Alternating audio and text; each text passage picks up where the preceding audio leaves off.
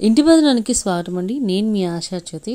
ఎక్కువ కష్టపడాల్సిన అవసరం లేకుండా చాలా ఆరోగ్యంగా ఉండేటట్లుగా అలాగే చాలా త్వరగా అయిపోయేటటువంటి ఒక రెసిపీని చూపిస్తున్నానండి. అదే సోయా చంక్స్ పులావ్.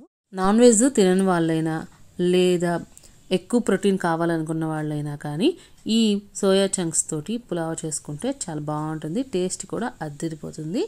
ఇది తయారు చేసుకోవడం కోసం ముందుగా మనము 2 గుప్పిళ్ళ వరకు సోయా చంక్స్ అంటే మీల్ మేకర్స్ని చక్కగా ఒకసారి నీళ్ళల్లో కడిగేసుకోండి.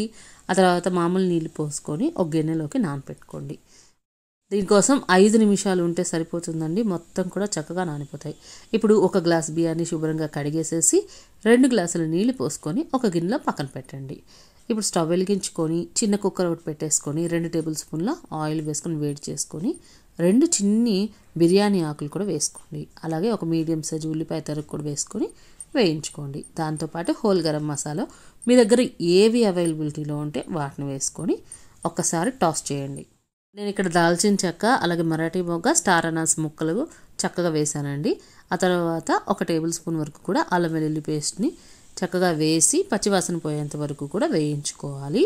ఇది వేగిన తర్వాత దీంట్లోకి ఒక మీడియం సైజు టమాటాని ముక్కలుగా కట్ చేసుకొని వేసుకొని వేయించుకోవాలి. మీరు అల్లం వెల్లుల్లి పేస్ట్ ముద్దగా నూరుకునేటప్పుడే టమాటాలను కూడా వేసుకొని గ్రైండ్ చేసుకొని ఒకేసారి వీటిని ఫ్రై చేసుకోవచ్చు. టమాటాలు కొంచెం సాఫ్ట్గా అయిపోయిన తర్వాత దీంట్లోకి మనం ముందుగా నానపెట్టుకున్నటువంటి మీల్ మేకర్స్ని నీళ్ళన్నీ కూడా చక్కగా పిండేసి గట్టిగా తర్వాత వాటిని తీసుకొని వేసుకోవాలి. ఇవి జస్ట్ ఒక 2 నిమిషాలు వేగితే సరిపోతుందండి. ఈ మీల్ మేకర్స్ని సోయా పాలతోటి తయారు చేస్తారు కాబట్టి బరువు తగ్గాలనుకునే వాళ్ళ కోసము ఇది చాలా బెస్ట్ ఆప్షన్ అని చెప్పచ్చు.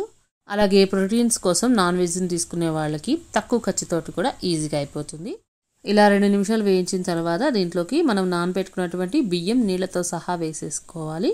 అన్నిటినీ ఒకసారి కలిపెట్టేసేసుకొని ఆ తర్వాత దీంట్లోకి రుచికి తగినంతగా ఉప్పు వేసుకోవాలి.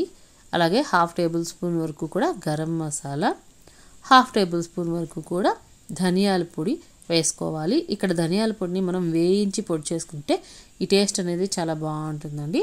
వీటన్నిటిని కూడా ఒకసారి కలిపి పెట్టేసేసి ఉప్పుని సరిచూసుకోండి. సన్నగా తరిగిన కొత్తిమీర వేసేసుకొని వాటన్నిటిని కూడా ఒకసారి కలిపి పెట్టేసేయండి.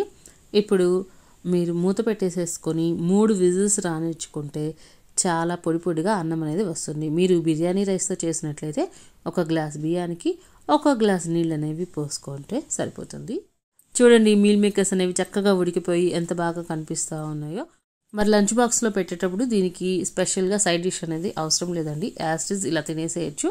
కొంచెం రైతా ఉంటే సరిపోతుంది. మరి మీరు కూడా తప్పకుండా ఈ సోయా పులావ్ని తయారు చేసి చూడండి. ఎలా కుదిరిందో కామెంట్ సెక్షన్లో షేర్ చేయండి. అలాగే వీడియో నచ్చితే తప్పకుండా లైక్ చేసి మీ ఫ్యామిలీస్కి షేర్ చేయండి. ఇంటి భోజనం ఛానల్ని సబ్స్క్రైబ్ చేసుకోండి.